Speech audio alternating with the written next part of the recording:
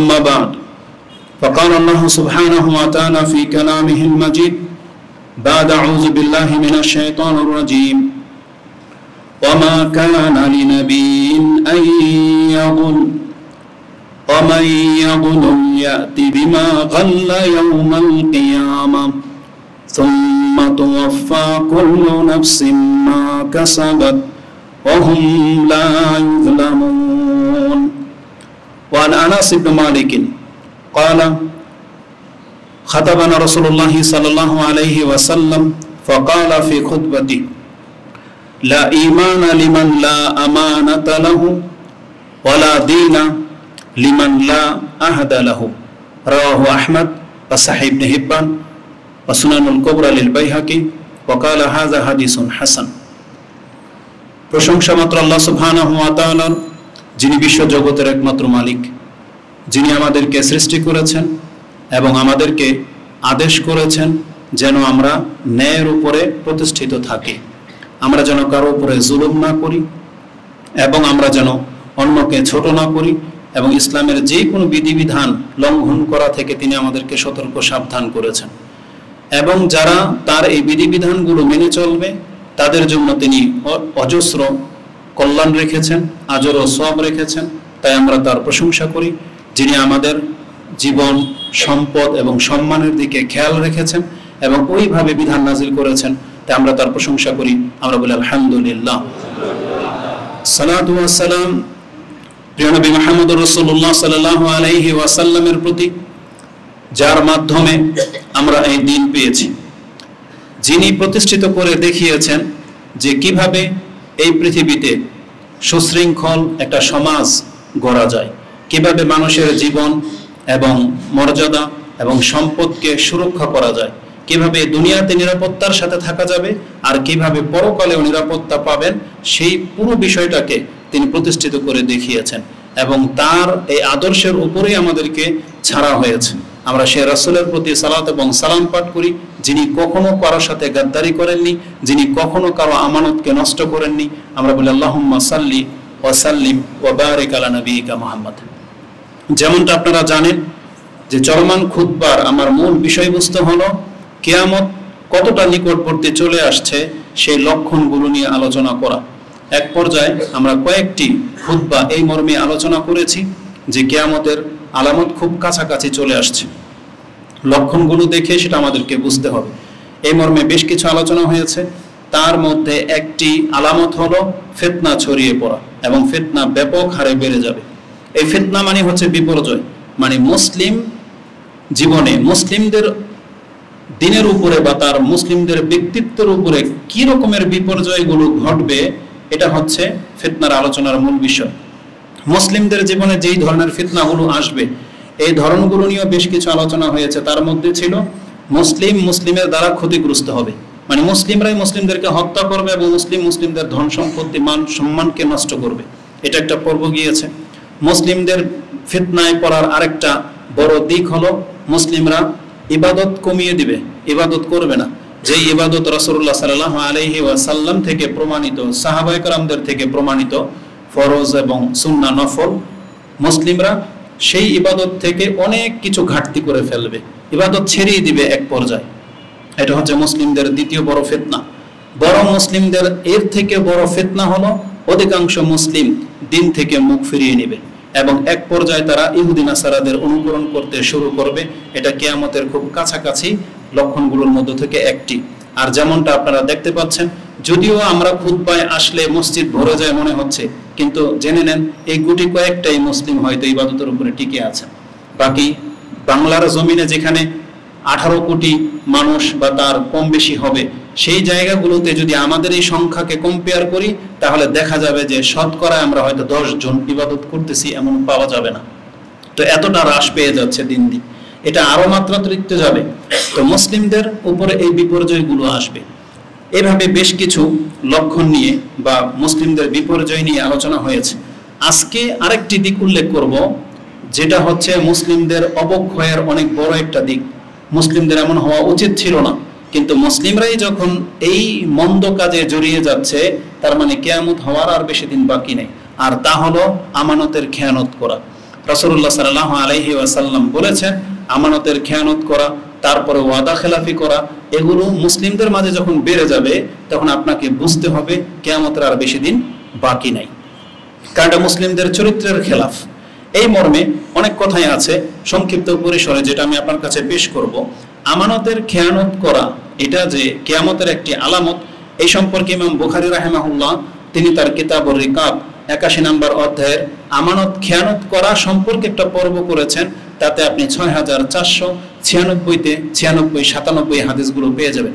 আবু হুরায়রা রাদিয়াল্লাহু তাআলা তিনি বলেন, ক্বালা রাসূলুল্লাহ সাল্লাল্লাহু আলাইহি ওয়াসাল্লাম ইযা দুইয়াতিল আমানাতু ফান্তাজিরিস সাআ, যখন তোমরা দেখতে পাবে আমানতের খেয়ানত করা হচ্ছে তখন তোমরা অপেক্ষা করো যে কিয়ামত বেশি দিন বাকি নাই। তার মানে এই হাদিস থেকে স্পষ্ট বোঝা যায় আমানতের খেয়ানতের মাত্রা যখন বেড়ে যাবে তখন বুঝতে হবে সেই যুগটা কিয়ামতের একেবারে কাছাকাছি সময়ে পৌঁছে গেছে। এই হাদিসে অনেক কথা থাকবে, মানে কিভাবে আমানতের খেয়ানত করা হবে রাসূল সাল্লাল্লাহু আলাইহি ওয়াসাল্লাম ইঙ্গিত করেছেন সেটা একটু পরেই আসবে। শুধু আমি এখানে এই লাইনটা শুধু আপনার কাছে পেশ করেছি প্রমাণ করার জন্য যে রাসূল বলেছেন ইজা দুইয়াতিল আমানা, যখন আমানতকে নষ্ট করা হবে তখন জেনে নিও যে কিয়ামত খুব কাছে চলে আসছে। এখন আমি আমার লাইফে ব্যক্তিগত বলতেছি, এমন বহু মানুষকে বলতে পারবো, আমি যদিও আজকে নাম নেব না কিন্তু বলতে পারবো যাদের আমি 100 জনের সাথে লেনদেন করেছি তাদের মধ্যে 90 জনকে আমি ভালো পাইনি। এটা আমি আমার জায়গা থেকে বলবো। এখন আপনারা যদি বিশ্বস্ততা লোক বেশি পেয়ে থাকেন তাহলে মনে করবেন যে কিয়ামত এখনো বহু দূরে, কিন্তু বাস্তবিক অর্থে আপনাদের প্রত্যেকেই সাক্ষী যে আমাদের সাথে কি ঘটতেছে, কোথায় কিভাবে কে খেয়ানত করে, এদের সংখ্যা কম না বেশি, তখন আপনি ওটা দিয়ে মাপতে পারবেন যে কিয়ামত কতটা দূরে আছে। তো ইনশাআল্লাহ তারপরও কিছু বলবো। তো আমানতের খেয়ানত করা কিয়ামতের লক্ষণের মধ্যে একটি। এটা কত মাত্রায় হবে এটা বোঝার জন্য হুযায়ফা রাদিয়াল্লাহু তাআলার একটা হাদিস আমি আপনার কাছে পেশ করি তার জীবন থেকে। ওই হাদিসটা যেহেতু আজ থেকে 1400 বছর আগে, তাহলে এই 1400 বছরের মাঝে মানুষের কতটা অধঃপতন হয়েছে আর কতটা অধঃপতন হতে পারে সেটা আপনি হাদিস থেকে কম্পেয়ার করতে পারবেন। হুযায়ফা রাদিয়াল্লাহু তাআলা থেকে একটি হাদিস যেটা আমি আপনার কাছে পেশ করব, এটাও ইমাম বুখারী কোট করেছেন। ওটা ছিল 6496, এটা হচ্ছে 6497। পর্ব হচ্ছে রাফিল আমানা, আমানতকে উঠিয়ে নেওয়া হবে। তার মানে বোঝা যাচ্ছে যে আমানতদারিতা এটা আল্লাহর পক্ষ থেকে নাজিল করা হয়েছিল মুসলিমদের উপরে, যেভাবে কোরআন হাদিস নাজিল হয়েছে ঠিক আমানতদারিতাও এটা আল্লাহর পক্ষ থেকেই আমাদেরকে দেওয়া হয়েছে আমাদের অন্তরে। বরং এই হাদিসের মধ্যে একটা সূক্ষ্ম কথা আছে, সেটা হচ্ছে এই, হুযায়ফা রাদিয়াল্লাহু তাআলা তিনি বলেন, কালা হাদাসানা রাসূলুল্লাহ সাল্লাল্লাহু আলাইহি ওয়াসাল্লাম হাদিসাইন, রাসূল আমার কাছে দুইটা হাদিস এই মর্মে পেশ করেছেন, বা দুইটা হাদিস একটা সময় তিনি আলোচনা করেছেন। রাআইতু আহাদুহুমা ওয়া আনা আনতাজিরুল আখার, আমি একটা তো ইতিমধ্যে দেখে নিয়েছি, আমার জীবনে ঘটে গেছে, আরেকটা ঘটার অপেক্ষা আমি করতেছি। তার মানে রাসূল সাল্লাল্লাহু আলাইহি ওয়াসাল্লামের ভবিষ্যৎবাণী তো মিথ্যা হবে না, তবে এটা আমি একটা দেখে ফেলেছি, আরেকটা দেখার বাকি। সেটা কি তিনি বলছেন, হাদাসানা রাসূল সাল্লাল্লাহু আলাইহি ওয়াসাল্লাম আমাদেরকে হাদিস শুনিয়েছেন যে আন্নাল আমানাতা নাযালাত ফি জাযরি ওয়া ফি রিওয়ায়াতিন জিজরি কুলুবির রিজাল, আল্লাহ সুবহানাহু ওয়া তাআলা আমানতদারিতাটাকে মানুষের অন্তঃস্থলে নাজিল করেন প্রথম, তারপরে সুম্মা আলিমু মিনাল কুরআন সুম্মা আলিমু মিনাস সুন্নাহ, তারপরে তারা কোরআন থেকেও শিক্ষা গ্রহণ করেছে, তারপরে তারা হাদিস থেকেও শিক্ষা গ্রহণ করেছে। তার মানে কোরআন হাদিস নাজিল হওয়ার আগেই একজন মানুষের অন্তরের মধ্যে আমানতদারিতা এটা পৌঁছে যায়। এই জন্য দেখবেন যে অনেক কাফের বেঈমানও আছে যাদের কাছে কোরআন হাদিসের জ্ঞান নাই, কিন্তু আমানতের ক্ষেত্রে তারা একটু কেয়ারফুলি, তারা একটু ভদ্র। যেমনটা কি আপনারা জানেন, কোরআন হাদিস নাজিল হওয়ার আগেও মুহাম্মদুর রাসূলুল্লাহ সাল্লাল্লাহু আলাইহি ওয়াসাল্লাম তার নাম কি ছিল? আল আমিন, মানে বিশ্বস্ত। মানে তার কাছে কোনো কিছু ক্ষয়ক্ষতি হবে না। এমনকি যেই রাসূলকে তারা হত্যা পর্যন্ত করতে চেয়েছিল তখনও তার কাছে অনেকের সম্পদ আমানত হিসেবে গচ্ছিত ছিল, যেটা রাসূলুল্লাহ সাল্লাল্লাহু আলাইহি ওয়াসাল্লাম হিজরতের দিন আলী রাদিয়াল্লাহু তাআলা আনহুকে দায়িত্ব দিয়েছিলেন যে তুমি এগুলো বিতরণ করে মদিনায় আমার সাথে সাক্ষাৎ করবে।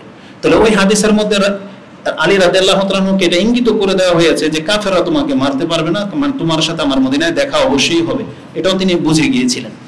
তাআলা কুল্লিহাল, তো রাসূলুল্লাহ সাল্লাল্লাহু আলাইহি ওয়াসাল্লামের উপরে কোরআন হাদিস নাজিল হওয়ার আগেই আল্লাহ তাকে আমানতদারিতার উপরেই বড় করেছেন। এভাবে অসংখ্য কাফের মুশরিককে আল্লাহ সুবহানাহু ওয়া তাআলা এই আমানতদারিতা দিয়েছেন, যেগুলো তারা মেইনটেইন করে চলে। উপরন্তু আল্লাহ তারপর আমাদেরকে কোরআন দিয়ে শিক্ষা দিয়েছেন, হাদিস দিয়ে শিক্ষা দিয়েছেন, কিন্তু দেখেন আমাদের অবস্থাটা কি। এখানে একটা নুকতা বলে দিই, এই হাদিসটা সার্চ করে যখন ব্যাখ্যা দেখতেছিলাম তখন শেখ সালেহ আল ওসাইমিন রাহিমাহুল্লাহ ওনার বক্তব্যের মধ্যে একটা জিনিস দেখতে পেলাম, যে আজকে অধিকাংশ মানুষ যারা কোরআন চর্চা করে না কিন্তু হাদিস নিয়ে খুব বেশি গবেষণা করে। এটা উচিত নয়, বরং আগে কোরআন চর্চা করা উচিত, তারপরে তাদেরকে হাদিসের দিকে যাওয়া উচিত। যে কোনো উদ্ধৃতি আগেই হাদিস থেকে না নিয়ে আগে খুঁজতে হবে কোরআনে কি আছে।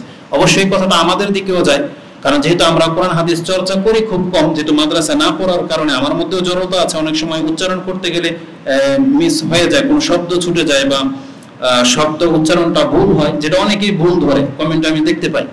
কিন্তু তারা তো জানে না যে আমি মাদ্রাসার লেভেল থেকে আসিনি বা উচ্চারণ করতে আমার কষ্ট হয়, আলাকুল্লি হাল। তবে আমাদেরকে অবশ্যই চর্চা করতে হবে। তবে আর যারা কোরআন হাদিস নিয়ে চর্চা করতেছেন মাদ্রাসায়, আপনার প্রথম দায়িত্ব হলো আপনি কোরআনটাকে বেশি প্রাধান্য দিবেন, এটা শেখ উনি উল্লেখ করলেন, আলাকুল্লি হাল। তো দ্বিতীয়ত হচ্ছে, তো কোরআন হাদিস নাজিল হওয়ার আগেই আমানতদারিতা অন্তরের মধ্যে আল্লাহ সুবহানাহু ওয়া তাআলার পক্ষ থেকে নাজিল করা হয়েছে। তারপরে ওয়াহাদাসানা আন রাফিহা, এবং রাসূলুল্লাহ সাল্লাল্লাহু আলাইহি ওয়াসাল্লাম আমাদেরকে এই হাদিসও শুনিয়েছেন যে কিভাবে এই আমানতদারিতা মানুষের অন্তর থেকে আল্লাহ তুলে নেবে, যেটা আল্লাহ নাজিল করেছিলেন, আবার আল্লাহ এটাকে কিভাবে তুলে নেবে সেই অংশটা তিনি আমাদেরকে ব্যক্ত করেছেন। তিনি বলেন, রাসূল সাল্লাল্লাহু আলাইহি ওয়াসাল্লাম বলেছেন, ইয়ানামুর রাজুল নাওমাতান, মানুষ ঘুমাবে যেভাবে ঘুমায়, কিন্তু ঘুম থেকে উঠে তুকবাদু আল আমানাতু মিন কলবিহি, কিন্তু তার অন্তর থেকে আমানতের ঘাটতি শুরু হয়ে যাবে। দিনের পর দিন যতই সে দুনিয়াতে বসবাস করবে, পার করবে, এক পর্যায়ে তার অন্তর থেকে আমানত উঠে যেতে থাকবে। যেমন রাসূল সাল্লাল্লাহু আলাইহি ওয়াসাল্লাম ওই হাদিসের মতো যে ইউসবিহুর রাজুলু মুমিনান ওয়া ইউমসি কাফিরা, যেমন একটা ব্যক্তি সকালবেলা ঠিকই মুমিন ছিল, সারাদিন এমন কি ঘটে যে সন্ধ্যা হলে তার ঈমান আর টিকিয়ে রাখতে পারে না, সে কাফেরে পরিণত হয়ে যায়। বা রাতে সে ঠিকই মুমিন ছিল, সকালে এমন কি ঘটে সে কাফের হয়ে যায়। কিভাবে? ইয়াবিউ দীনাহু আরাদাম মিনাদ দুনিয়া, কারণ সে দুনিয়ার জন্য তার দিনকে বিক্রি করে দেয়। আজকে আমাদের অধিকাংশ মানুষের চরিত্র কিন্তু এটা। আল্লাহ আমাদেরকে মুসলিম করেই সৃষ্টি করেছেন, কোরআন হাদিস পেয়ে আমরা মুসলমানই আছি, কিন্তু দুনিয়ার লোভে বা দুনিয়া হাসিল করার জন্য অনেক সময় আমরা হালাল হারাম দেখি না, আমরা ছলচাতুরি করি, হারাম খাই, বিভিন্ন ভাবে অন্যের সম্পত্তি বাজেয়াপ্ত করি, এমনকি মানুষ শিরক পর্যন্ত করে শুধু এই দুনিয়ার জন্য। এইভাবে তারা ঈমান হারায়। ঠিক আমানতদারিতাও এভাবেই, হয়তো আজকে আপনি আমানতদার, কালকে আপনার সাথে এমন কিছু ঘটনা ঘটবে যে আপনি বেঈমান হিসেবে পরিচিত লাভ করবেন। এটা আল্লাহ সুবহানাহু ওয়া তাআলা পরীক্ষা না করলে সে বুঝতে পারবে না। অনেক সময় হয় রাস্তাঘাটের মধ্যে আমরা 5 টাকা 10 টাকা বা 100 টাকা পাই, এটার ক্ষেত্রে আপনার আমার সবারই আমানতদারিতা দেখা যায়, সে খুঁজে এটা কার বা দাম করে দেয়। কিন্তু টাকার মাত্রা যদি কোটি টাকায় পৌঁছে, যেটা আপনি পেলেন, আমি পেলাম, সেই ক্ষেত্রে বোঝা যাবে যে আপনার আমার মধ্যে আমানতদারিতা আছে না নাই। তো পরীক্ষা যখন হবে তখন বোঝা যাবে।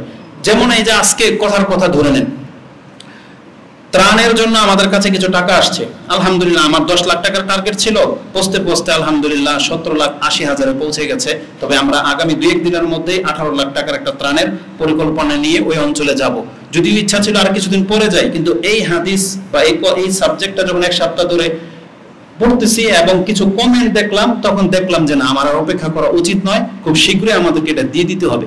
আর এটা যে একটা বোঝা, এটা যে একটা দায়িত্ব, এমন কয়েকজনের ঘটে, আমি আমার সাফাই গাচ্ছি না, কিন্তু বাস্তবিক আমাদের সাথে এটা হয়েছে।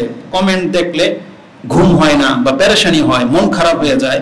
আজকে এটা কতজনের মাঝে আপনি পাবেন, যেখানে আমাদের কাছ থেকে টাকা হাওলাত নিয়ে দাঁড় নিয়ে দিব্যি ঘুমিয়ে আছে, বরং নক করি টাকা দেওয়ার নামই নেয় না। আরে এটা যদি বাতিলপন্থী কেউ আমাদের সাথে করতো, আমাদের লেনদেন তো দিনদারিতার সাথেই হয় না, দিনী ভাইদেরকে তো আমরা দিই। দিনী ভাই যদি আমার মতন ব্যক্তির সাথে এই আচরণটা করতে পারে, এমন আমি 5 জনের নাম বলতে পারবো যারা আমার কাছ থেকে টাকা নিয়েছে এখন পর্যন্ত টাকা রিটার্ন করে না।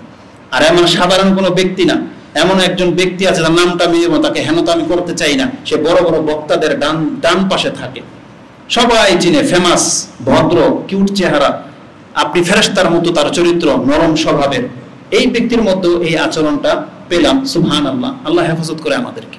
না আপনাদের সাথে কি ঘটবে এটা কিভাবে বলি, যখন আমাদের সাথে মানুষ এমনটা করে। তো কথা হচ্ছে যে আমানতদারিতা তার অন্তর থেকে উঠে যাবে। এক পর্যায়ে কি হবে? ফা ইয়াজাল্লু আসারুহা মিসলু আসারিল ওয়াক্ত।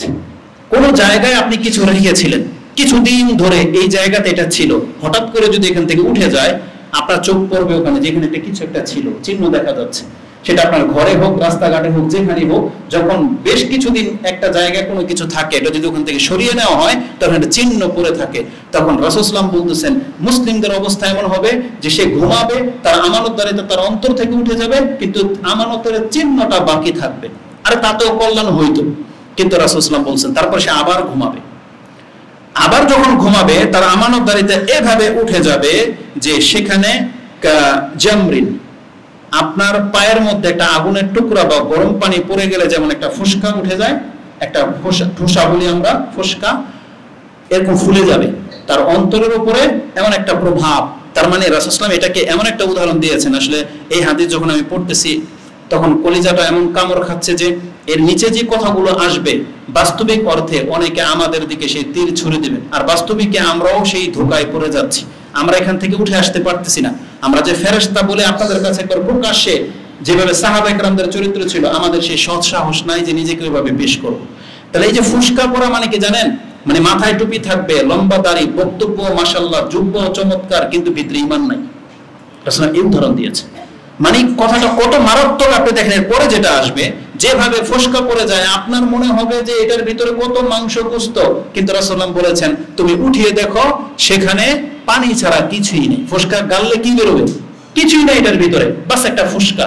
আমরা বলি না এটা জাস্ট একটা মানে ভ্রম বা একটা রূপ ধারণ করছে এমন একটা, আমরা আরেকটা কি যেন বলি, বিমূর্তি বা কিছু এমন একটা কিছু বলি। তো রাসূলুল্লাহ সাল্লাল্লাহু আলাইহি ওয়াসাল্লামের ভাষাটা শুনে তিনি কি বলেন?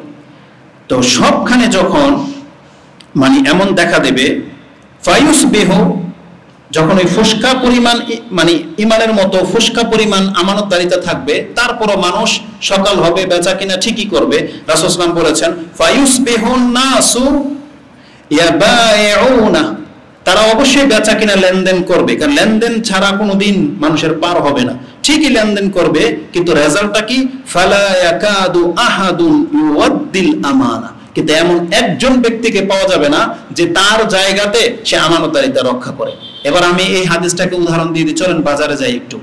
বাজারে বলেন তো দেখি আপনার সাথে কে আমানতদারিতা ঠিক করে? মাছওয়ালা করে আমানতদারিতা ঠিক, বরং ও পারলে আপনাকে একটা মাছ দেখিয়ে অন্য আরেকটা মাছ দিয়ে দেয়। ফলওয়ালা কি তার আমানতদারিতা ঠিক রাখে? পেঁয়াজওয়ালা রাখে, পেঁয়াজ উপর দিয়ে বড় বড় সাজিয়ে রাখে, পাল্লা ঢুকিয়ে দিবে নিচের দিক থেকে। এগুলো ঘটে, এগুলো বাজারের সাবজেক্ট। কাপড়ওয়ালাদের কাছে যান, দেখেন আপনার সাথে কি আমানতের খেয়ানত করে। যেই কাপড় সাধারণত আপনি পেয়ে যাবেন 100 টাকা গজ, এসিওয়ালা নেম প্লেট ব্র্যান্ড নেম দিয়ে আপনার কাছ থেকে সেই একই কাপড় রাখতেছে 2000 টাকা গজ। আর একটা লিমিট থাকে। একটা দোকানের মধ্যে একটা বরকা দেখলাম শুধু একটা কোটি 37,000 টাকা এটার দাম, ফাইজলামের একটা সীমা থাকে। তো যাই হোক, প্রত্যেকটা সেক্টরে, এবার আমি যে সেক্টরের মধ্যে জড়িত, আসুন দেখাই। আমি তো জানেন যে একটা প্রজেক্ট করতেছি দাশেরগাঁওয়ের জায়গার মধ্যে, আমি ওখানে বেশ কিছু জায়গা কেনার জন্য মানে মাঠে নেমেছি, যে আমাদের 1000% জায়গা দরকার। এই কথাটা যখন ওই অঞ্চলের মানুষ জেনেছে, আমরা সাধারণ মানুষ সাধারণভাবে তাদের কাছে কথাগুলোকে কিছু দিন মানে কিছু ব্যক্তিত্ব আছে তাদেরকে বিশ্বাস করেছি, তাদের কাছে কথাটা বলেছিলাম যে আমি এটা করতে চাই। এই প্ল্যানটা জেনে নেওয়ার পর তারা তাদের স্বার্থের জন্য গিয়ে মালিক পক্ষকে বলে যে এই একে কম দামে জায়গা দিয়েন না, বা অপেক্ষা করেন, এই বেশি দাম দিয়ে আপনার কাছ থেকে নেবে, গিয়ে ক্লিক করে, বুঝেন, সামান্য কিছু টাকার জন্য। এতটা একটা মানে বিপর্যয়ের মধ্যে পড়ে গেছি। আবার গিয়ে বদনামিও ছড়ায় যে এ কম দামে কিনে বেশি দামে বিক্রি করবে, অতএব আপনারা কিন্তু কমে দিয়েন না। আর উপরন্তু তারা হচ্ছে হানাফি সমাজ। আর যখন এটা পুরোপুরি জানবে যেটা আহলে হাদিস একটা সমাজ হতে যাচ্ছে, সেখানে কত বড় একটা মানে ইয়ের মধ্যে পড়ে যাবো আপনি বুঝেন। একই জায়গা অন্যের কাছে বিক্রি করে আমার কাছে বলতেছে এখানে 28% জায়গা আছে, অথচ সেখানে আছে 13% জায়গা, বিক্রি করে দিছে অলরেডি। তারপরে আরো কিছু ঘটনা বলতেছে যে আরেকজন আমার কাছ থেকে বায়না করে আরেকজনের কাছে সে জমি আরেকটু বেশি দাম পেয়েছে বিদায় ওখান থেকে বিক্রি করে দিচ্ছে। তো এই ওয়াদার এটা মানিটা কি হবে? এটা হচ্ছে রিসেন্টলির ঘটনা। আর আপনাদের সাথে কি কি ঘটে আপনারা সেই সব সেক্টরগুলো জানেন, যে কে কিভাবে প্রতারণা করতেছে। রাসূলুল্লাহ সাল্লাল্লাহু আলাইহি ওয়াসাল্লাম বলেছেন প্রত্যেকটা মানুষ ঠিকই লেনদেন করবে, কিন্তু উপায় নাই। কিন্তু যাকে সবচেয়ে তার মুখের ভাষা গেটআপ দেখে এমন এমন ভাষা, জানেন আমাদের সাথে যারা ডিল করে তারা এত সত্যবাদী, তারা এত অনেস্ট, আমার মনে হচ্ছে যে আমি তাদের কাছে হেও। তারা সব কোটিপতি, যখন টাকা চাইতে আসে এমন একটা ভাব দেখায় তারা সব কোটিপতি, আমরাই হচ্ছে ফকির ভিখারি, বুঝছেন? অথচ আমাদের টাকা নিয়ে গিয়ে আরেক জমি বায়না করে এসে আবার আমাদের কাছে বিক্রি করে। আবার যখন আমরা জবাবদিহি করতে যাই তার মুখের ভাষা কি, মানে আমরা আজ পর্যন্ত খোঁজ নিয়ে দেখেন আমরা কারো টাকা মেরে খাইছি, এই সেই উমুক তুমুক কত কিছু, মানে তারা সত্যবাদী আমরা মিথ্যাবাদী, এমন একটা অবস্থা। এটা সবার জীবনের ঘটনা। তো রাসূল সাল্লাল্লাহু আলাইহি ওয়াসাল্লাম বলেছেন সে লেনদেন তো ঠিকই করবে, কিন্তু এমন একজন ব্যক্তি পাবে না কোনো সেক্টরে যে এই ক্ষেত্রে আমানতদারিতা রক্ষা করেছে। এক পর্যায়ে চলে যাবে এমন পৃথিবীর মানুষ, আমরা তো এখনই দেখতে পাচ্ছি সেটা, মানে এখনো তো আমরা ওই দিনদার তারপরে দাড়িওয়ালা দেখে দেখে দোকানগুলোতে গিয়ে দেখেছি তারাও আমাদের সাথে কিন্তু এই ছলচাতুরিটা করেছে বা করে। এজন্য আমাদের আর বাকি রইল কে? তাহলে কে বাকি রইল?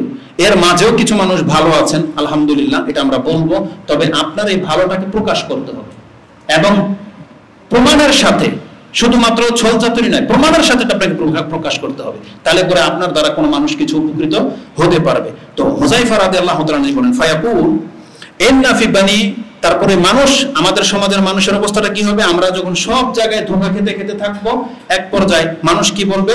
ইন্না ফি বানি ফুলানিন রাজুলুন আমিনান, তখন মানুষ বলতে থাকবে অমুক এলাকার অমুক বংশের একটা লোক আছে, সে বিশ্বস্ত।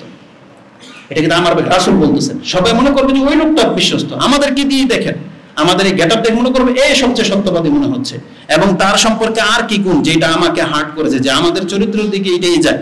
দেখেন কি বলেছেন, এবং তারা ওই ব্যক্তি সম্পর্কে মনে করবে মা আকালাহু, কত বিবেকবান এই ব্যক্তি, ওমা আজহা আজফারাহু, কত বিচক্ষণ সেই ব্যক্তি, ওমা আজলাদাহু, আর কত সাহসী সেই ব্যক্তি।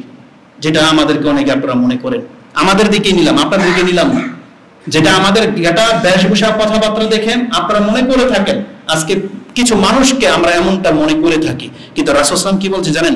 ওমা ফি কলবিহি মিসকালু হাববাতিন খারদালিন মিনাল ঈমান, কিন্তু যেই ব্যক্তিটা সম্পর্কে এত বড় বড় সার্টিফাই করা হচ্ছে যে এই ব্যক্তি কত বিচক্ষণ, কতটা সৎ, কতটা সাহসী, অথচ রাসূল বলতেছেন তার অন্তরের ভিতরে সরিষা দানা পরিমাণ ঈমানও নাই। তাহলে কত ভাবে মানুষ আমরা ধোঁকা খেয়ে যাব, কত ভাবে আমরা ধোঁকা খেয়ে যাব। আজকে কিছু মানুষ মুসলিমদের মধ্যে এমন জন্মে গেছে যাদের বেশভূষায়, কথাবার্তায়, আপনি এটা যে আলেমের সেক্টরে নেন, তারাও তো আলেম মতো আছে খেয়ানতকারী নাই।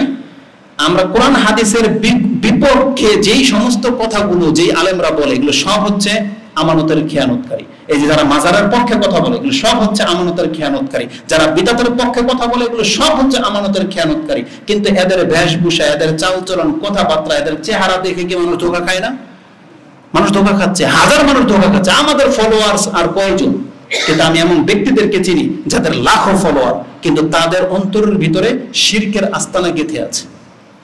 তো যদি ইমানের ওই দিক থেকে নেন, আর যেহেতু দুনিয়াবি ব্যাপার, তো দুনিয়াবি ব্যাপারের মধ্যে আজকে অনেকেই সাধু সাজেন, কিন্তু রাসূল বলেছেন তার অন্তরের মধ্যে সরিষা দানা পরিমাণ ঈমান নাই। সরিষা দানা পরিমাণ ঈমান যার থাকবে, তার অন্তর কিছুটা হলে কাঁপবে যে আমি এই কাজটা তার সাথে কেন করি বা কিভাবে করি, কিছুটা হলে নমনীয় হবে। রাসূল বলেছেন ওই সরিষা পরিমাণ দানা ঈমানও তার অন্তরের মধ্যে থাকবে না। তারপরে হুযায়ফা রাদিয়াল্লাহু তাআলা তিনি বলেন ওয়ালাকাদ আতা আলাইয়া জামানুন, আমাদের একটা সময় পার হয়েছে এমন, ওমা উবালি আইয়ুকুম বায়তু, যে আমরা কার সাথে লেনদেন করতেছি আমরা কোনো পরোয়া করতাম না। এই কথাটা ভালো করে শুনেন। হুযায়ফা বলতেছেন একটা সময় আমরা পার করেছি। কোন সময়? যেহেতু তিনি সাহাবী, রাসূল সাল্লাল্লাহু আলাইহি ওয়াসাল্লামের ইন্তেকালের পরে তিনি হাদিস আমাদের কাছে বর্ণনা করতেছেন, তাহলে একটা সময় পার হয়েছে বলতে কি, সেই সময়টা ছিল রাসূল সাল্লাল্লাহু আলাইহি ওয়াসাল্লামের জীবদ্দশার সময়। রাসূল সাল্লাল্লাহু আলাইহি ওয়াসাল্লামের জীবদ্দশার সময় তিনি বলতেছেন আমরা একটা সময় পার করেছি, আমরা কার সাথে লেনদেন করব কোন রকমের দ্বিধা করতাম না। লাইন কানা মুসলিমান, আমার ওই ব্যক্তি যদি মুসলিম হতো, যাকে আমি লাখ টাকা দিয়ে চলে আসছি বা বিশ্বাস করে একটা জিনিস নিয়ে চলে আসছি, এই ব্যক্তি যদি মুসলিম হয় তাহলে কেন আমি তাকে দিয়ে আসলাম? রাদ্দাহু আলাইয়াল ইসলাম, তার ইসলামই তাকে বাধ্য করবে আমার হক আমার কাছে পৌঁছে দেওয়ার। তিনি বলতেছেন আর যদি ওয়াইন কানা নাসরানিয়ান, আর ওই ব্যক্তি যদি কোনো খ্রিস্টান হয়, যার কাছ থেকে আপনি জমি কিনছেন, মাল কিনছেন বা টাকা ধার দিচ্ছেন বা তাকে আপনি টাকার আমানত হিসেবে দিয়ে আসছেন, যদি খ্রিস্টান হয়, তা তিনি বলতেছেন রাদ্দাহু আলাইয়া সাইহি, তার শাসক আমার এই জিম্মাদারি, তার শাসক তার কাছ থেকে এনে আমাদের কাছে দিয়ে যাবে। তার মানে খ্রিস্টান শাসকদের মধ্যে আমানতদারিতা ছিল। কিন্তু তিনি বলতেছেন ফাআম্মাল ইয়াউম, কিন্তু আজকে অবস্থা এমন হয়েছে কি, তখনও কিন্তু এটা স্বর্ণযুগ, তখন তিনি বলতেছেন ফাআম্মাল ইয়াউম ফামা কুনতু উবাইউ ইল্লা ফুলানান ও ফুলানান, কিন্তু বর্তমান এমন দেখতে পাচ্ছি আমি এখন আর ওই সাহস পাই না, এখন শুধু ব্যক্তি পর্যায়ে তার কাছ থেকে ডিল করি, তার কাছ থেকে ডিল করি। মানে ব্যক্তি পর্যায়ে শুধু এখন তাকে আমি বিশ্বাস করি, তাকে বিশ্বাস করি, সবাইকে ঢালাও ভাবে আর বিশ্বাস করতে পারতেছি না। এটা যদি 1400 বছর আগের ঘটনা হয়ে থাকে, এবার বুঝেন এই 1400 বছরে মুসলিমদের চরিত্র কোথায় গিয়ে নেমেছে, কোথায় নেমেছে। তাহলে এটা হচ্ছে কিয়ামতের আলামতের একেবারে কাছাকাছি লক্ষণ, যেটা এই হাদিসগুলো থেকে বোঝা যায়। এটা হাদিস আপনি পেয়ে যাবেন বুখারীতে কিতাবুর রিকাব, যেটা 6497 রয়েছে। এই উদাহরণ দিতে গেলে আমাদের মাঝে কে কে বাদ পড়বেন সেটা এখন আপনারাই বোঝেন, আমি ওদিকে যাব না। তবে রাসূলুল্লাহ সাল্লাল্লাহু আলাইহি ওয়াসাল্লাম থেকে অপর আরেকটি হাদিস আমি আপনাকে শোনাই। আব্দুল্লাহ ইবনে ওমর রাদিয়াল্লাহু তাআলা আনহুমা ক্বালা সামি'তু রাসূলুল্লাহ সাল্লাল্লাহু আলাইহি ওয়াসাল্লাম, যেটা কার কার উপরে পড়বে দেখেন, যেটা কত ব্যাপক হবে। তিনি বলেছেন, ইয়াকুল তাজিদুন নাসা কাইবিলি মিয়াতিন, মানুষের উদাহরণ হবে একটা সময় উটের মতো, যার হয়তো 100টা উট আছে, সে মালিক 100 উট, এখন সফরে বেরোবে বা কোনো প্রয়োজনে সে উটের পালের কাছে গেল। তিনি বলতেছেন, লা ইয়াজিদুর রাজুলু ফিহা রাহিলাতা, ওই ব্যক্তির উটগুলোর মধ্যে থেকে এমন একটা উটও সে পাচ্ছে না যেটার উপরে সে এখন আস্থা করতে পারে, যেটার উপরে সে এখন ভর করতে পারে। তা রাসূল বলেছেন মানুষের অবস্থা এমন হবে যে তার সাথে হয়তো 100 জন ব্যক্তির পরিচয়, কিন্তু একটা সময় আসবে লেনদেনের সময়, সে কার উপর বিশ্বাস করবে ওই রকমের একজন ব্যক্তিও সে পাবে না। তাহলে আমরা কিন্তু এর মধ্যে বাদ পড়তেছি না, আমরা সবাই কিন্তু এখন আমাদের এই হাদিসগুলো নিয়ে আমাদের চরিত্রটাকে ঠিক করতে হবে, যে আমি ইনশাআল্লাহ এই হাদিসের অন্তর্ভুক্ত হব না। এটা আপনার আমাকে ওয়াদা নিতে হবে যে আমি কিয়ামতের আলামত হইতে চাই না, আমি এই হাদিসের খেলাফ যাব না, আমি বিশ্বস্ত হব, এটা আমাদের আসতে হবে। আল্লাহ আমার এবং আপনাদের চরিত্রকে হেফাজত করুন। এই হাদিসটি ইমাম বুখারী এবং মুসলিম উভয় কোট করেছেন। বুখারীতে আপনি 6498, মুসলিমে হাদিসটা আপনি 6393-তে পেয়ে যাবেন। তো আমানত কিভাবে খেয়ানত হয় এটা একটু বলে দিই। যেহেতু আমরা তো মনে করি সাধারণত, এতক্ষণ তো আলোচনা ছিল টাকা পয়সার আমানত নিয়ে, যেগুলো অনেকেই ভুক্তভোগী, কেউ হয়তো 10,000 টাকা কারো দিয়েছেন, সে মেরে দিয়ে চলে গেছে, আমরা শুধু এটাকে আমানতের খেয়ানত বলি, কিন্তু না, ওটা তো আমাদের সবার চরিত্রের দিকেই যাবে। কিন্তু রাসূলুল্লাহ সাল্লাল্লাহু আলাইহি ওয়াসাল্লাম যেই দিকে ইঙ্গিত করেছেন, এটা একটা বড় একটা ব্যাপার। রাসূলুল্লাহ সাল্লাল্লাহু আলাইহি ওয়াসাল্লাম তিনি বলেছেন আমানত কিভাবে খেয়ানত হয়, তাকে প্রশ্ন করা হয়েছে। যখন রাসূল বলেছেন ইযা দুইয়াতিল আমানাতু ফান্তাজিরিস সাআ ক্বালা কাইফা ইদাআতুহা ইয়া রাসূলুল্লাহ, আমানতকে আবার কিভাবে নষ্ট করা হবে? তখন রাসূল সাল্লাল্লাহু আলাইহি ওয়াসাল্লাম বলেছেন ইযা উসসিদাল আমরু ইলা গায়রি আহলিহি ফান্তাজিরুস সাআ, যখন তোমরা দেখবে যে যেই কাজের যোগ্যতা রাখে না তাকে সেই কাজের দায়িত্ব দিয়ে দেওয়া হয়েছে, তোমরা বুঝে নিও কিয়ামত বেশি দিন বাকি নেই। যাকে যেই কাজের দায়িত্ব দেওয়া উচিত ছিল তাকে না দিয়ে ওই জায়গাতে এমন ব্যক্তিকে দায়িত্ব দেওয়া হয়েছে যে তোমরা জেনে নিও যে কিয়ামতের আলামত খুব কাছেই চলে আসছে। এই হাদিসটা ইমাম বুখারী, যেটা 6496-তে উল্লেখ করা হয়েছে। এখন এই হাদিস নিয়ে অনেক কথা বলা যাবে, আর অধিকাংশ কথাগুলো নেতাদের দিকে যায়। বর্তমান প্রেক্ষাপটে নেতাদের দিকে যদি আমরা ফিট করি, তাহলে এমন ব্যক্তিদেরকে আমরা ক্ষমতা দিয়ে দিচ্ছি যারা এই ক্ষমতার যোগ্যতা রাখে না। তারা বলে আলেমদেরকে যে আলেমরা রাষ্ট্র চালাইতে পারবে না। আমরা এই হাদিসের ভিত্তিতে বলতে পারি যে রাষ্ট্র চালানোর ক্ষমতা তারা চেয়ে নিচ্ছে বা জোর করে মানে দখল করে নিচ্ছে, তারা হচ্ছে এর হক রাখে না, বরং তারা জোর জবরদস্তি সেখানে আসতে চাচ্ছে। তার মানে হচ্ছে যেই কাজের যার হক নাই, প্রতিযোগিতা লেগে গেছে, এটা হচ্ছে কিয়ামতের একটা আলামত। কারণ এই জায়গাগুলো অন্যদের হক ছিল। যেমন কোটা নিয়ে আন্দোলনটা শুরু হয়েছিল না, তারা বলেছিল মেধার ভিত্তিতে দেওয়া হোক, তাই না? ঠিক এই একই আচরণ তারা কোটা নিয়ে আন্দোলন করে একটা সমতা আনতে চেয়েছিল। তাহলে রাষ্ট্রের নায়ক কে হবে এই ক্ষেত্রে কিন্তু তারা আবার সেই নীতির উপরে নাই। তাদের উচিত ছিল এটা বিজ্ঞ আলেমদেরকে দিয়ে দেওয়া, কিন্তু তা কিন্তু দিচ্ছে না। কারণ তারা আলেমদেরকে চার মূল্যায়নই করে না, কিছুই মূল্যায়ন করে না। তাদের বিবেক দিয়ে যাকে ভালো মনে হচ্ছে তাকে দিয়ে দিচ্ছে। তাহলে রাসূল সাল্লাল্লাহু আলাইহি ওয়াসাল্লাম বলেছেন যে যেই ব্যক্তি যেটার হক রাখে না, যেই স্থানে যার প্রাপ্য নয় তাকে সেটা দিয়ে দেওয়া, এটা হচ্ছে কিয়ামতের আলামত, যেটা আপনি এই বুখারী হাদিস থেকে পেয়ে যাবেন। এজন্য আমরা আর ওই দিকে এক্সাম্পল দিতে চাচ্ছি না, আমরা আমাদেরকে নিয়ে কথা বলি। এজন্য আমরাও কিন্তু অনেক সময় এমনটা করি, এমন এমন ব্যক্তিদেরকে এমন এমন দায়িত্ব দিয়ে দিই যেটা তার যোগ্যতার মধ্যে পড়ে না। যারা বিশেষ করে এই যে সাংগঠনিক জীবনযাপন করতেছেন, সংগঠন যারা পরিচালনা করেন তাদেরকে হাদিসটা মনে রাখতে হবে। এজন্য কাকে কোন পদের দায়িত্ব দিবেন এর যোগ্যতা আছে কিনা তাকে বুঝে দিয়েন, কারণ কর্মীদের উপরে কিন্তু এটার প্রভাব পড়ে। গত একটা আলোচনার মধ্যে বাংলাদেশ জমিয়ত আহলে হাদিসের একটা বড় সেমিনারের মধ্যে যেমন কর্মীদেরকে বলেছিলাম, দায়িত্ব যাকেই দেওয়া হোক না কেন আপনি তার আনুগত্য করতে বাধ্য, মুনাফিকি করেন না, এটা কর্মীদেরকে বলেছিলাম। তো আজকে হাদিসের ভিত্তিতে ওই নেতাদেরকে বলবো, এমন কাউকে দায়িত্ব দিয়েন কর্মীদের যাতে যার আনুগত্য করতে কোন রকমের দ্বিধা না থাকে, বাস্তবিক যেন যোগ্যতার ভিত্তিতে তাকে দেওয়া হয়, তাহলে ইনশাআল্লাহুল আজিজ সংগঠন শক্তিশালী হবে। তো আমানতের খেয়ানত আর কিভাবে করা হবে, আরেকটা হাদিস নিয়ে নেন, যেহেতু কারণ চলে গেছে। রাসূলুল্লাহ সাল্লাল্লাহু আলাইহি ওয়াসাল্লাম থেকে যেটা আমরা জানলাম, কোরআনের আয়াত থেকে একটা জিনিস জানেন। কোরআনে আল্লাহ সুবহানাহু ওয়া তাআলা সূরা আহজাব 72 নম্বর আয়াতে বলেছেন, ইন্না আরাদনাল আমানাতা আলাস সামাওয়াতি ওয়াল আরদ। একটা আয়াতের মধ্যে আল্লাহ বলেছেন, নিশ্চয়ই আমি এই আমানতকে আকাশ এবং জমির উপরে দিয়েছিলাম, ওয়াল জিবাল, পাহাড়ের উপরে দিয়েছিলাম, ফাবাইনা আইয়াহমিলনাহা, তারা অস্বীকার করেছিল, অপারগতা স্বীকার করেছিল যে আমরা এটা বহন করতে পারবো না। এই যে আমানতের কথা এখানে বলা হয়েছে, কি সেই আমানত? আব্দুল ইবনে আব্বাস রাদিয়াল্লাহু তাআলা আনহুমা তিনি বলেন, এই আমানত হচ্ছে হিয়া ফারাইদু আল্লাতি আফতারাদাহাল্লাহু আলাল ইবাদ, আল্লাহ বান্দার উপরে যে ফরজ কাজ ফরজ করেছে এটা হলো আমানত, যেটা আজকে মুসলিমরা গ্রহণ করেছে। এবার আপনি বলেন তো দেখি, আল্লাহর ইসলামের মধ্যে যতগুলো ফরজ কাজ আছে আমি আর আপনি কতটা লঙ্ঘন করি আর কতটা পালন করি? আমরা যতজন ব্যক্তি, সেটা পুরুষ হোক অথবা মহিলা হোক, যতগুলো ফরজ কাজ তরক করতেছি, আপনি হলেন ততটা আমানতের খেয়ানতকারী, ততটা। শুধু নেতাদের কথা বললে ওইদিকে তো আপনি বলবেন যে বাহ ভালোই বক্তব্য, কিন্তু এখন নিজের দিকে যাবে, নিজেদের দিকে যাবে। আসুন আরেকটা রিওয়ায়াত বলি। হাসান আল বসরি তিনি কি বলতেন, আমাদের কাছে এটা পৌঁছেছে যে আন্নাল আমানা হিয়া, আমানত হলো আদ-দ্বীন, এই যে আমাদের যে ধর্ম দ্বীন, এটাই হলো আমানত, এটাই হলো আমানত, আমাদের দ্বীন হলো আমাদের আমানত।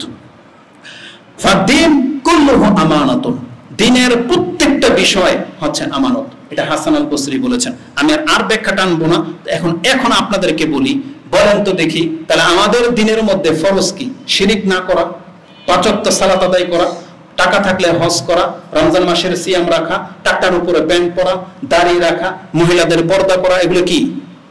আমানত। এগুলো দ্বীন মানে আমানত। আল্লাহ আপনার কাছে আমানত সঁপে দিয়েছেন, আপনি গ্রহণ করেছেন। ও হামালাহাল ইনসান, আল্লাহ নিজে বলেছেন, ও হামালাহাল ইনসান, মানুষ এটাকে গ্রহণ করেছে, কিন্তু আপনি কি করেছেন গ্রহণ করে? যেমন কোরআনের আয়াতে কি আছে সূরা ফুরকানে, যে ওয়াকালার রাসূলু ইয়া রাব্বি ইন্না কওমি ইত্তাখাযু হাযাল কুরআনা মাহজুরা, আমার এই কওম এই কোরআনটাকে গ্রহণ করেছে, কিন্তু কি হিসেবে? মাহজুরা, পরিত্যক্ত হিসেবে। তাহলে আমরা গ্রহণ তো করেছি দ্বীন, যে আমাদের ধর্ম ইসলাম, কিন্তু অধিকাংশ আমরা পুরুষ এবং মহিলারা এই দ্বীন কিন্তু আমরা পালন করি না। যতগুলো মহিলা বেপরদায় ঘোরেন তারা আল্লাহর এই আমানতকে খেয়ানতকারী। যতগুলো মহিলা আছে, যতগুলো পুরুষ মহিলা আছেন যারা 5 ওয়াক্ত সালাত আদায় করেন না, তারা প্রত্যেকে হচ্ছে আমানতের খেয়ানতকারী। আমানত শুধু একজনের টাকা পয়সা মানে খেয়ানত করলে আমানত নষ্ট হয় না, বরং ইবাদতের ক্ষেত্রে আপনি আমানতকে খেয়ানতকারী। তারপরে কথার ক্ষেত্রে আমানতের খেয়ানত হয়। তা কাউকে যদি একটা কথা বলে দেওয়া হয়, এটাকে আমানত স্বরূপ, কিন্তু সেই কথাগুলো আবার অন্যকে বলে দেওয়া, এটা যেমন আমানতের খেয়ানত, এইভাবে অনেকগুলো দিক আছে যেভাবে আমানতের খেয়ানত হয় বা নষ্ট করা হয়। এটার পাপ কি, যেতে কথাগুলো বলাটা অত্যন্ত জরুরি। এটার পাপের মাত্রাটা কি, বরং আল্লাহ আমাদেরকে কি বলেছেন, যেটা আমি সর্বশেষ আয়াত বলে দিয়ে শেষ করে দিই। সূরা নিসার 4 নম্বর সূরার 58 নম্বর আয়াতে আল্লাহ সুবহানাহু ওয়া তাআলা আমাদেরকে কি আদেশ করেছিলেন? আল্লাহ বলেছিলেন, ইন্নাল্লাহা ইয়ামুরুকুম আন তুওয়াদ্দুল আমানাতি ইলা আহলিহা। আল্লাহ বলেছেন, হে ঈমানদাররা, মুসলিমদেরকে আল্লাহ আদেশ করেছেন যে তোমরা তোমাদের আমানত যার প্রাপ্য তাকে তা দিয়ে দাও। তার মানে যার হক সেটাকে আমাদেরকে দিতে বলেছেন, কিন্তু আমি আর আপনি আল্লাহ সুবহানাহু ওয়া তাআলার এই আয়াতকে লঙ্ঘন করতেছি। অতএব আমাদেরকে এই আমানতদারিতা রক্ষা করে চলতে হবে। এই সম্পর্কে অনেকগুলো হাদিস আছে, সবচেয়ে কঠিন হাদিস যেটা সেটাই বলি, আরো 3টা হাদিস ছেড়ে দিলাম। রাসূলুল্লাহ সাল্লাল্লাহু আলাইহি ওয়াসাল্লাম এক খুতবাতে বলেছেন, আনাস রাদিয়াল্লাহু তাআলা তিনি বলেন যে রাসূল বলেছেন, লা ঈমানান লিমান লা আমানাতা লাহু, তার ঈমান নাই যার আমানতদারিতা নাই, ওয়ালা দীনা, লিমান লা আহাদা লাহু, যে মানুষের সাথে ওয়াদা করে ওয়াদার খেলাফ করে তার কোনো ধর্ম নাই। তার মানে তার ঈমানও নাই, ইসলামও নাই। তাহলে ঈমান এবং ইসলাম বাদ পড়ে যায় কিভাবে? যদি আপনি আমানতদারিতার খেয়ানত করেন, তার মানে বোঝা যাচ্ছে যে আল্লাহর প্রতি আপনার ঈমান নাই, পরকালে যে আপনাকে উঠতে হবে, জবাবদিহিতা আছে, এটার প্রতি ঈমান নাই। আর আপনি ওয়াদা করে যখন খেলাফ করলেন, তার মানে বোঝা যাচ্ছে যে আপনার কোনো ধর্মও নাই। তার মানে আপনি নিজেকে মুসলিম হিসেবে পরিচয় দিতে পারবেন না। কারণ মুসলিমদের কাজ ধোঁকা দেওয়া নয়, মুসলিমদের কাজ ওয়াদা খেলাফি করা নয়। এই হাদিসগুলো আপনি জেনে নেন। যেটা মুসনাদ আহমদ আছে 12383, সহিহ ইবনে হিব্বানে আছে 194, মিশকাতে আপনি হাদিসটি 35-এ পেয়ে যাবেন, এবং তারগিব আর তারহিবের মধ্যে 4448 রয়েছে। সুনানুল কুবরা লিল বাইহাকিতে 18851 রয়েছে, এবং এই হাদিসের মানকে হাসান বলা হয়েছে। তো এটা ছিল আজকের খুতবার মূল বিষয়, যে আমানতদারিতা নষ্ট করা হচ্ছে কিয়ামতের একটা লক্ষণ। আর আমানতদারিতা যারা নষ্ট করবে তারা কিন্তু খুব মারাত্মকভাবে ধরা খেয়ে যাবে। আসলে কথা অনেকগুলো থেকে যাচ্ছে, মনে হচ্ছে যে আরো কিছু বলি, কিন্তু এটা বেশি গুরুত্বপূর্ণ। একটা বাংলায় বলে দিই, একটা লম্বা হাদিস। রাসূল বলেছেন, জিসরে জাহান্নাম, জাহান্নামের উপরে যে পুল রাখা হবে, আপনারা জানেন সেখানে কাঁটা থাকবে, হুক থাকবে, বড় বড় শলাকা থাকবে, আগুনের গোলা থাকবে, চাবুক থাকবে। রাসূল বলছে, তুমি কি জানো যে হুক, ওই চাবুকগুলো কি? জাহান্নামের ওই পুলের উপরে এক পাশে থাকবে সিলাতুল আরহাম, রক্তের সম্পর্ক, আরেক পাশে থাকবে আমানত। যারা রক্তের সম্পর্ক নষ্ট করেছে, ওই হুক তাকে টেনে জাহান্নামে ফেলে দেবে। আর যারা আমানত নষ্ট করেছে, পুল দিয়ে পার হওয়ার সময় এই আমানত তাকে টেনে জাহান্নামে ফেলে দেবে। এটা মুসলিমে বুখারীতে রয়েছে। মুসলিমে আপনি সর্বশেষ ব্যক্তি যে জান্নাতে যাবে কি পাবে, সেই পর্বে ঈমানের অধ্যায়ে আপনি হাদিস পেয়ে যাবেন 384, 380, 81, 82, 83, 84, এই কয়টা হাদিস পড়লে আপনি পেয়ে যাবেন। তো আজকের খুতবার এটাই ছিল মূল বিষয়। আকুলু লিকাউলি হাযা আস্তাগফিরুল্লাহ লি ওয়া লাকুম ওয়া লিসাইরিল মুসলিমিন ফাস্তাগফিরু ইন্নাহু হুয়াল গফুরুর রহিম।